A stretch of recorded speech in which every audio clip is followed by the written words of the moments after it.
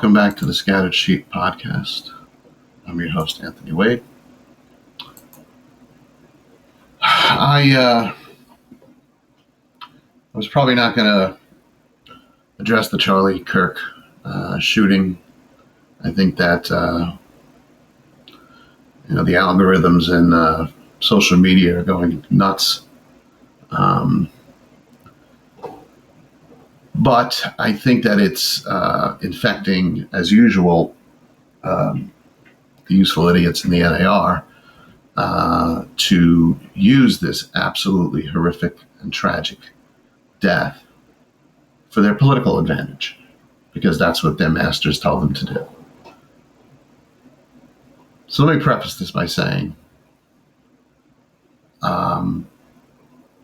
I never agreed with most of what Charlie Kirk had to say, but I fundamentally believe in his right to say it. I see a lot of the NARs out today claiming he was a man of God. He was not. He was a political provocateur who said some of the most despicable things imaginable.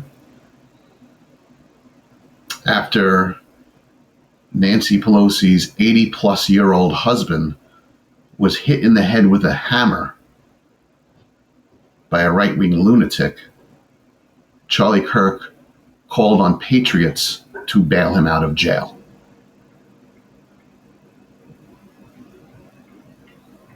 He's on record as saying that the gun violence deaths that occur in this country were basically an acceptable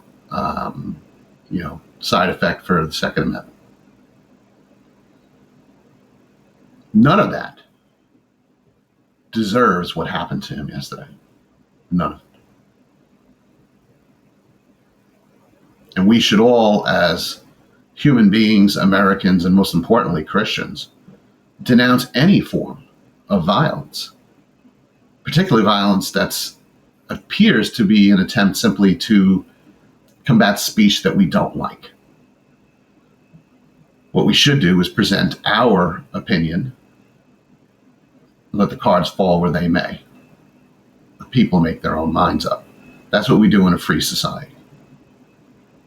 As Christians, we should use the Bible. We should absolutely use it correctly to defend what our position is, because there's a lot of hype from the NAR about a biblical worldview, but it's not biblical. It's political. I've been saying this for many, many years. We have the right to decide what candidate or party represents the lesser evil to us. What we do not have the right to do as Christians is forget that we end up defending evil, no matter how lesser we've deemed it to be. What we do not have the right to do as Christians is confer righteousness onto that lesser evil. You can make the argument that you think one person or one party is a lesser evil. But you can't pretend that that lesser evil is righteous, that it's God ordained. Because when you do, you sully the reputation of Christ. You hurt the cause of the gospel. The right in this country, the NAR, the Dominionists, they do not worship the Jesus of the Bible. And we need to be able to correctly divide the word of truth, to refute that, to discern. What I desperately want to avoid in this video is a political discussion, because the politics of this world do not matter to God, no matter how much the NAR tells you that it does. Jack Hibbs wrote before the election last year that Jesus would be waiting with your voting record. when you stand before him for judgment, which is an absolute blasphemous notion. He also said that if you were not going to vote for the candidate that he wanted, which was Donald Trump, that you would be going to hell. That salvation no longer is based upon saving faith in Christ and his work on the cross, but that it's somehow based upon the carnal whims of men who are not saved, who hold political office.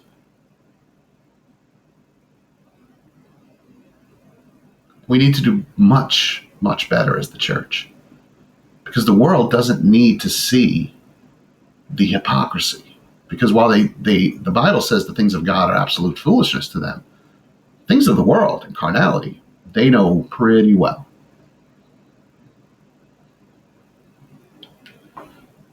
So it is with a heavy heart that I have to even do this video, but there's so much rhetoric and anger and what I call, and what is, selective outrage. I didn't see this reaction a couple of months ago when somebody on the far right walked into a lawmaker's home in Minnesota and killed her and her husband in cold blood, injured 2 others. I didn't see the selective outrage then. Do their lives matter as much as Charlie Kirk's? Of course they do. They should to us as Christians. So we grieve today. We grieve for Charlie's wife and his children, because they should have their father and they should have their husband today. And there's no question about that. And it's despicable that our society has gotten to the point where we think this is solvable. Disagreements, political disagreements at that, with a gun. But what seems to me to be a little selective is not recognizing how we got here. We didn't get here, as the president said yesterday, because of the radical left. That's insane. And if you believe that, then you're so far down your rabbit hole, I can't help you. We are here today because of the disagreements and violence that are fomented from the right, and they have been for many, many years. Just consider the president's words yesterday. At a moment when he could have unified the country, all the former presidents, Democrat and Republican, all came out and flat out denounced it. Did not blame, one side or the other. I might add, they don't even have a suspect in custody.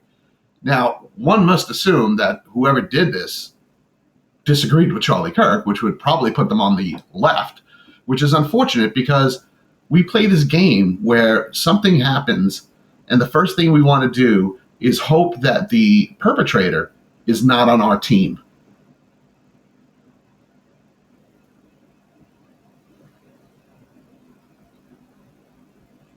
And hopefully that's the end of the quasi-political side of this.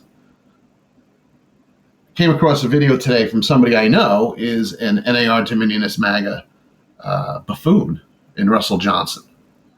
Russell Johnson I did a video a few weeks ago where he claimed that like he was crossing the border with $10,000 to give to like a small church in Canada. And he made wise cracks to the border agent and they stripped his car apart and stuff like that. Whatever.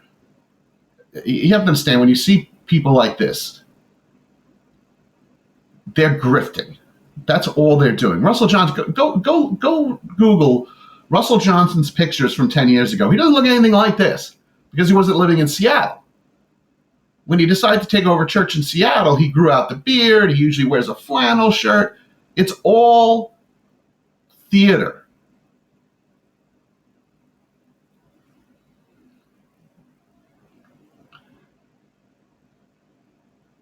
I do not know yet what is in. This is apparently a candlelight vigil for Charlie Kirk in Seattle that Russell Johnson organized. But I can almost guarantee, as I progress through this is going to be a purely carnal political reaction, devoid of truth, designed to prop up only his politics at the expense of Jesus Christ. Because he's supposed to be a pastor. The church is not Republican or Democratic, certainly. The Bible says we're supposed to be pilgrims and sojourners through this land. It says that our citizenship is in heaven. And newsflash for Russell Johnson and the NAR, God does not allow dual citizenship. So pick your side. Without further ado. I don't know how many of you would ever get lost in a TikTok algorithm where it's just like video after video of Charlie debating on college campuses. I love it. Yeah, and let me say something about that. I give, and I've always given Charlie Kirk credit for being willing to fight for what his beliefs are, whether I believe in those beliefs or not. It only heightens the sadness that he was assassinated at such an event where he was willing to debate openly with people who disagree with him. So I want to reiterate as we unfold this. This never should have happened, and it never should happen again. But it shouldn't have happened to the Hortmans either in Minnesota. It shouldn't have happened to Gabby Giffords. It shouldn't have happened to Steve Scalise. To pretend to one side this is arrogantly ignorant or willfully deceptive. To just see him without backing down, without ever apologizing, just tell the truth. You know, telling the truth to a culture built on lies is a revolutionary act. Only when you've decided already that because he's on your team, everything he says is true, right? So when Charlie Kirk called for patriots to bail out the guy who bashed in an 80-year-old man's skull with a hammer, was that the truth, Russell Johnson?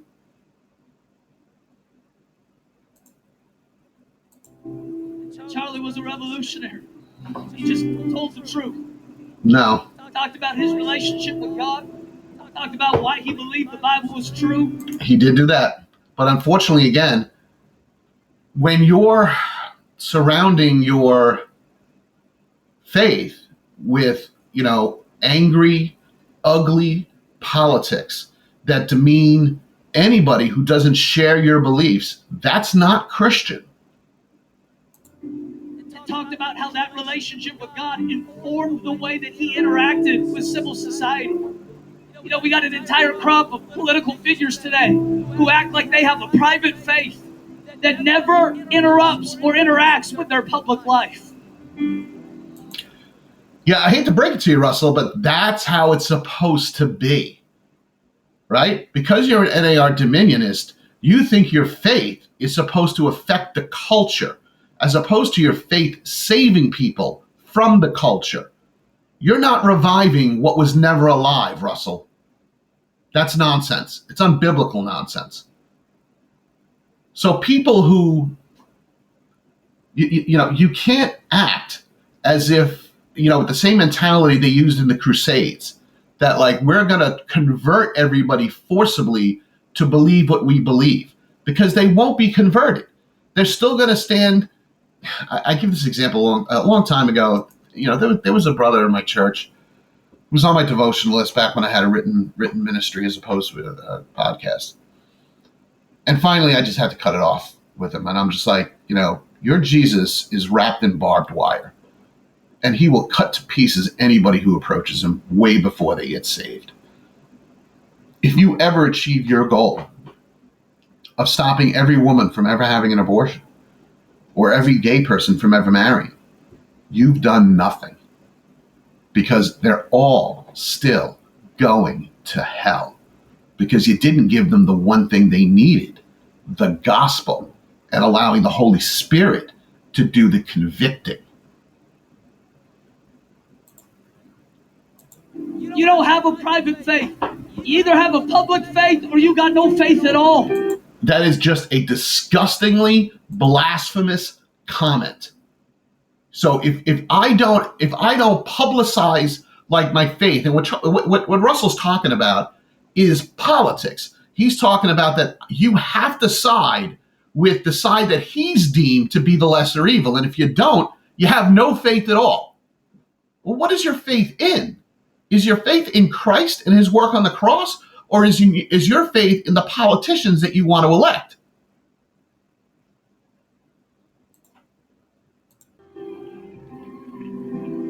And Charlie had a public faith.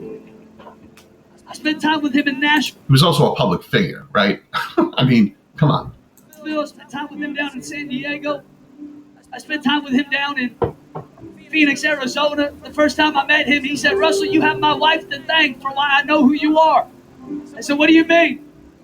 He said, "She was scrolling online one day, saw a video of you preaching and sent it to me. And I started watching you at Pursuit. And I figured you were one of the good guys. You're on our team." Wow. Like I said, I didn't preview this. So it's how telling is it that that's the exact language I used 5 minutes ago, isn't it? That we have gotten to the point in society, and it's a lot of it's perpetrated by the apostate NAR Dominionist Church, where we no longer consider ourselves on the same team as citizens of this country, that everything is broken off into these little tribal silos. And Russell just basically admitted that, right? I figured you're one of the good guys and, you were on my team. So what does that mean? That means discernment goes out the window, right? Because as long as he's saying politically what you want to say, you can turn your blind eye to like the comments about a guy who bashes in the skull of an 80-year-old, right? That's acceptable.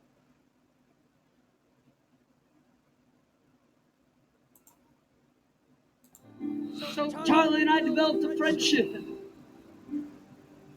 I just appreciated who he is. When I heard the news today, I thought it was a joke, a troll, maybe some AI type video. I couldn't believe it's real. Just a few months after a young man, not too much different in age from Charlie, was assassinated, walking into our church with his wife and kid. And that was another extremely sad story that Russell Johnson tried to use to attack the Democratic leadership in Seattle. And the young man never should have been assassinated, obviously, but of course the context that Russell's not telling you is that he was a former gang member who had just escaped his that life. He had devoted his life to Christ in Russell's church, and I believe he was going to an event I think he was with his family, and it appears that somebody who obviously had ties to his former life took some kind of umbrage at the fact that he was trying to leave. For whatever the intricate reasonings were in the shooter's mind, but it wasn't political.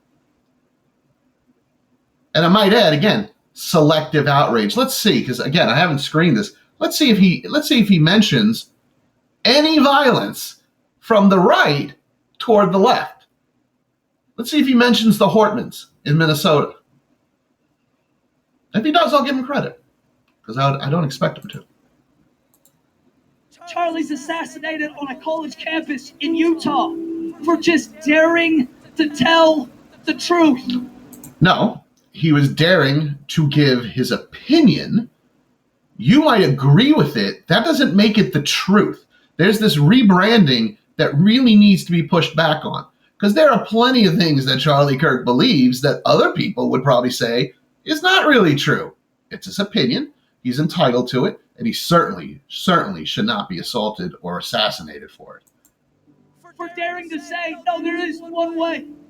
No, you don't get your... Okay, in fairness, the perpetrator is not caught yet, so we don't know motivation. But in all likelihood, I'm going to assume it's political, not that he was shot because he expressed one way to God. Again, keep in mind, Russell Johnson is using the assassination of Charlie Kirk for his political ends. This is not a Christian message. This has no business being spewed from somebody's mouth who claims to be a pastor. Own truth. There is an objective standard for what's true. You don't get to pretend that you're a different gender. No, there is a way that seems right to a man, but in the end it leads to destruction. But there is a way that can lead you to eternal life. And for the high crime of telling the truth, his life was cut short at the age of 31. Yeah, that is just such a factually bankrupt statement. First of all, we don't even know why. We don't know who did it. We don't know what their motivation was, but let's assume it's political, because I assume it is. It's not that his life was cut short because he was espousing faith in God. And by the way, if it was, that's not like, representative of any kind of major, thing. And most people who are shot in this country, political figures, are shot for their politics, not for their faith. And I'm not here to ascribe blame to anybody but the person who shot him. And really? Because it kind of sounds like you are. Praying for all the law enforcement who are looking for this coward right now. They ought to bring back the most severe forms of penalties for this type of cowardice activity. Can't afford to lock up an assassin in some sort of jail for 5 years, only for some federal judge to let them go early on probation with the promise of being on their best behavior. Russell. Name me one political assassin who ever was released in 5 years for good behavior. Either it's unbelievable ignorance or willful deception, and I believe it's the latter, right? He knows full well that, people who commit these type of acts are not released in 5 years by federal judges. It's that type of judicial nonsense that has put this city in a world of hurt. Tying it back to his cause celeb, which is his grift, which is, Seattle's run by godless leftists, and I, Russell Johnson, am here to save everybody. Nonsense. These types of animals who commit these types of cowardly acts deserve life in prison without parole. Yeah, let me explain some things to you, Russell. First of all, most do end up getting life in prison without parole. We have a system in this country, Russell. It's called government. It's called law. And there are mechanisms within the law. So in these cases, you have what's called a prosecutor. And the prosecutor charges crimes. Those crimes carry sentences. Okay? If the prosecutor chooses to pursue too high a charge and they overreach, they run the risk of the person being found not guilty. Check out the story of Casey Anthony. That was a classic. I think that was the name of the woman in Florida who it appears murdered her baby. A classic case of overcharging, right? So you have to charge what you believe you can convict. Otherwise, you run, because you can't try them again. There's double jeopardy laws. So the notion, again, he's trying to make it seem like there's decisions being made by, of course, Democrats to somehow let people off on lighter sentences. I don't leave your comments in the comment section. Maybe I'm forgetting a case of a political assassin who somehow did not receive extreme punishment. At a minimum, if not the death penalty for these types of actions. Great. So if you believe that, the mechanism in this country is called the vote.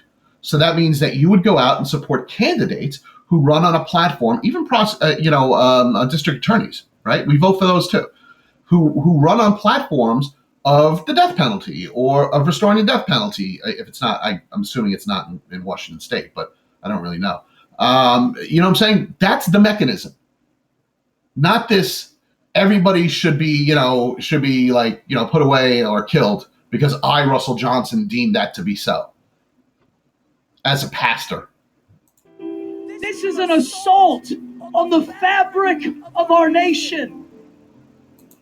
Let me ask you, Russell, when the right-wing lunatic burst into the home of Melissa Hortman and killed her and her husband, I believe in their bed, was that an assault on the fabric of this country? Because I don't remember you saying that at the time.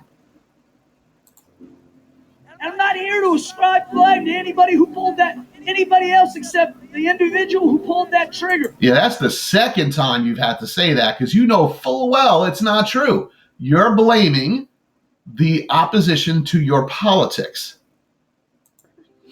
May God help law enforcement find them quick. Agreed. It does not help when major media on both a national and on a local level talk about anybody who dares to disagree with culture's narrative and labels them, like the Seattle Times, as a fascist far-right rally filled with extremists because we dared to worship in a public park. It was not because you dared to worship in a public park. You may have made unbelievably incendiary comments about people in your city, and those people did not like it, so they protest. The accusation of fascism is correct. You just don't like it.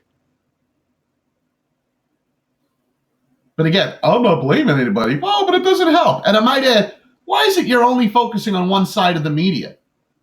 As if like Fox News or OAN does not all the time stoke violence. Go look at the comments today from the right media. Go see what Jesse Waters said on Fox News about this. Something about us being at war and what are we going to do about it. So spare me your pearl clutching. You're part of the problem. You're a huge part of the problem because you didn't just come out and simply condemn and call people to repentant faith and consolidate people together. Instead, you divide people all the time. You're right, they're wrong, you're going to heaven, they're going to hell, screw them. And I might add, as a pastor, that's a heck of an evangelism plan you got going there.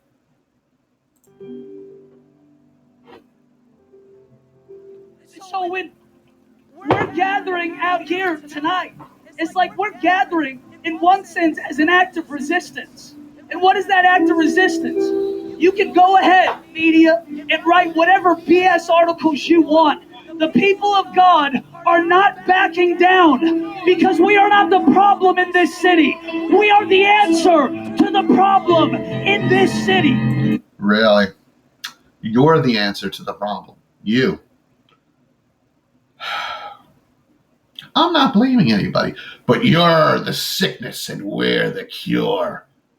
This is not a Christian rally. You know what I'm saying? Like this is not God. God does not rejoice in the the death, I don't think, of anybody before salvation, right?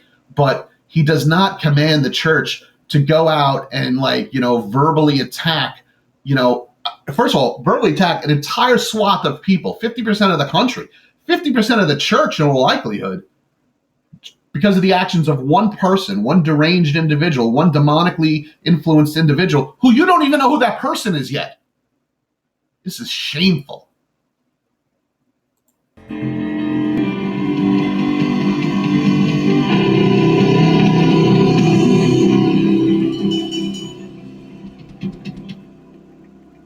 About 20 minutes after Charlie was shot, MSNBC had the audacity on their national program to say that it was probably one of Charlie's supporters who was firing off a gun in celebration of Charlie being on campus, and they accidentally killed him. I heard tonight before I got... Yeah, I mean, just a quick comment about, I'm not sure if that was the Matthew Dowd comment. I believe he's been fired. So this is what we've come to in this country. When Jimmy Carter died, Scott Jennings, Republican provocateur on CNN, said that night on CNN, he was a lousy president, just absolutely smeared him. Smeared him. Nothing happened to Scott Jennings. Matthew Dowd makes one stupid comment because, again, we shouldn't be trampling on the graves that haven't even been dug yet. It's just unseemly. But MSNBC, I believe it's MSNBC, turned around. I believe they fired him already, which, by the way, it's nice to see that there's consequences when you say something you shouldn't say. On stage, that journalist was just publicly fired. The first good thing MSNBC has done in about 100 years. Yeah, this is a Christian rally, right? So not like smearing an entire network. It's so blatantly political what he's doing, and he's using the name of God to do it. I'm so tired of being lied to and lied about by these types of folks. It's like at some point you got to poor draw a line in victim. the sand and say, you know what? They've already said everything that they can, and we're not backing down, and we're not shutting up. I want to invite to the stage a person who is in the media, but who I think is a bright spot in the city of Seattle. I'm thankful for him. I'm thankful for his friendship, and I'm thankful for his similar stand and approach in defense of Israel and the Jewish people. Welcome to the stage, my friend, your friend, Ari Hoffman.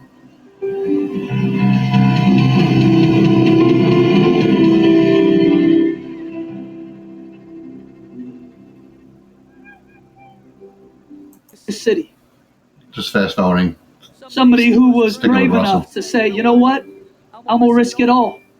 I'm a business owner. I've got other things to manage, but I'm going to... You know what? I think because it's a vigil supposedly, and not necessarily a sermon. It looks like Russell's part in this is done other than introducing other people.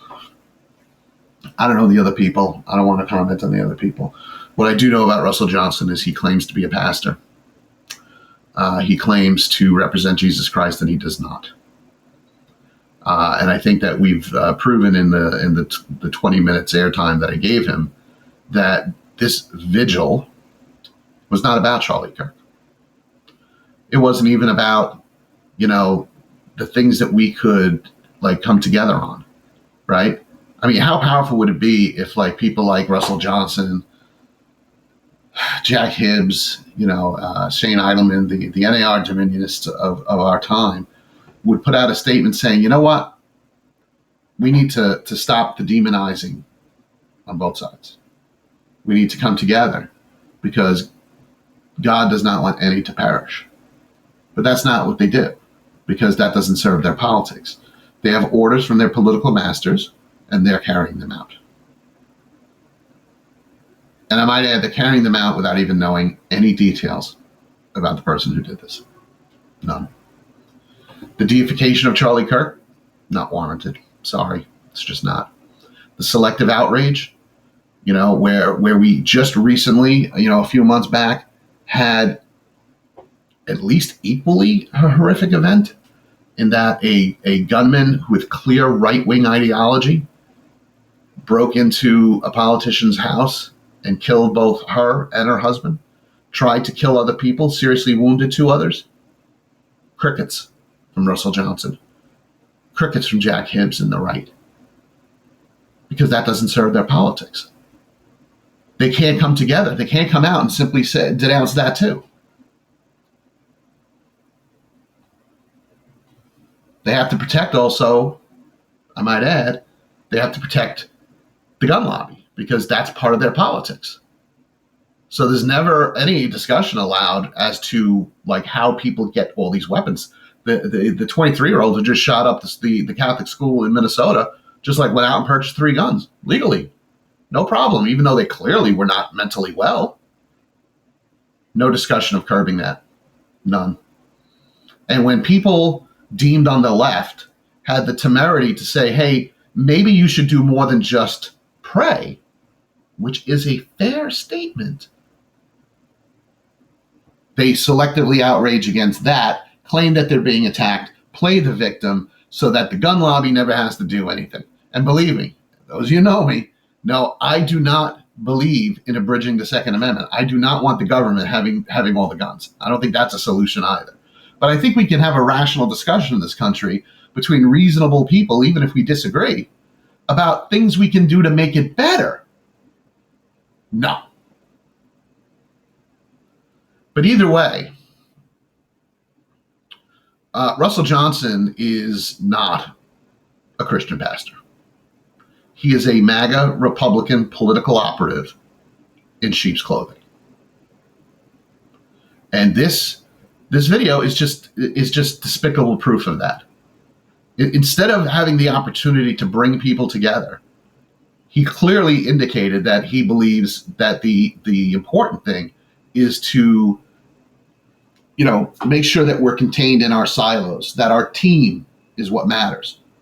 The other people, they don't matter.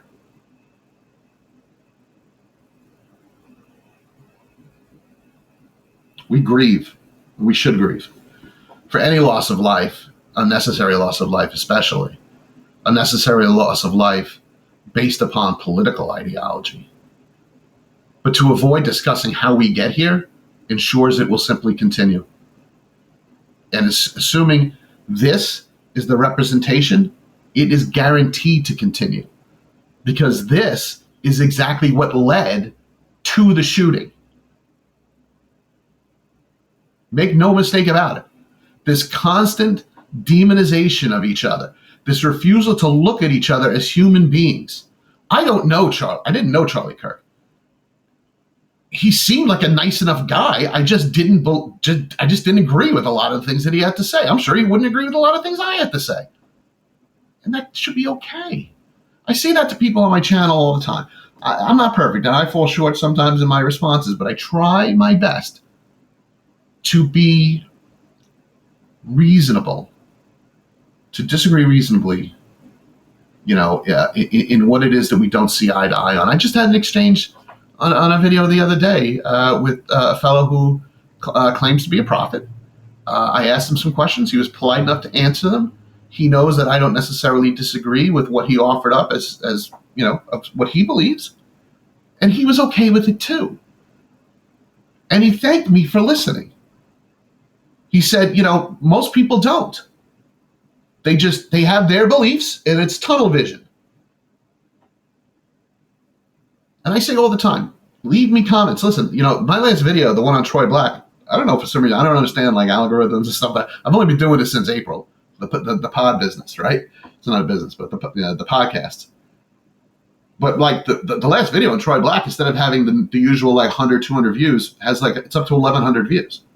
And it just brought in a plethora of bashers to the channel, which I'm not entirely used to, but it does happen a lot with Troy Black. Troy Black apparently has a lot of followers who, I guess are passionate about him.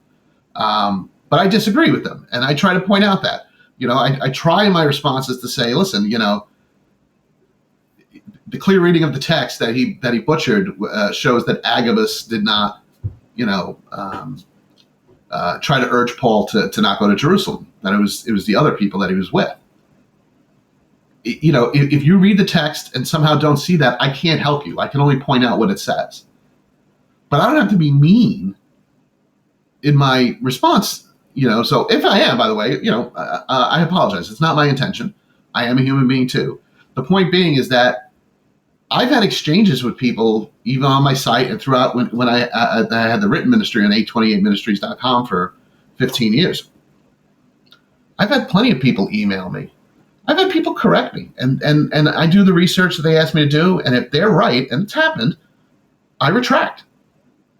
I remember I misrepresented, I can't remember the exact faith, the religion, but apparently there was 2 strains of it, and I was not aware. So I was commenting on the one strain, and somebody emailed me was like, I think you need to look because you're painting with too broad a brush, and they were right.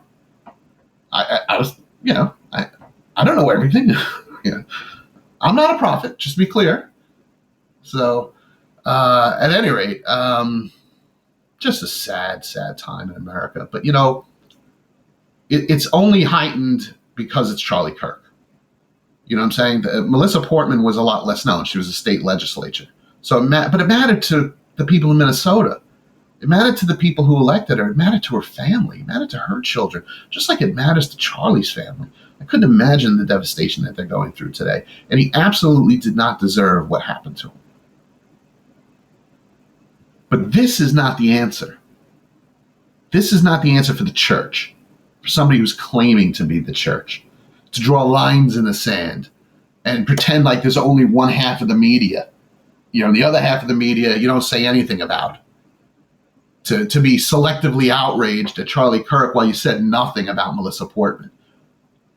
It's so blatantly hypocritical. Particularly hypocritical from people who are claiming to be pro-life. But it's not really pro-life, is it? It's pro the life that you care about. Let me know what you think. Leave your comments in the comment section. I do try to get back to everybody, and hopefully I will try to be polite. I ask you to be as well. Um, Give it a thumbs up, share the video. Let's see, we get 1,100 views again. That was interesting. Test everything. Pray for this country. Hold fast.